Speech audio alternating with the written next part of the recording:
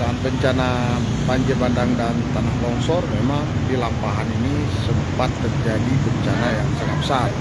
Ini bisa kita lihat, saudaraku, adalah kondisi Lampahan saat ini. Memang ada dari TNI, masyarakat, ya, ada aparat keamanan dari TNI sedang melihat kondisi bagaimana ini di Lampahan. Inilah suasana di Lampahan Timur, Kecamatan Limang Gajah, Kabupaten Bandar Lampung. Inilah kondisi air, ya. Ini air, ini toko-toko warga, bisa lihat toko-toko warga.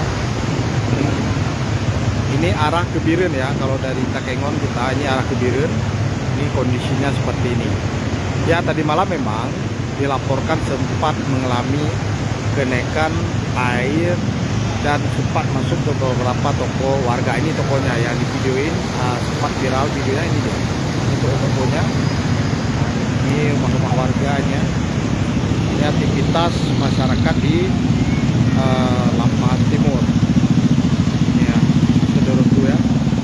Ini memang masih ada alat berat yang semalam membersihkan material agar air bisa lancar mengalir ke sungai-sungai ini, ya.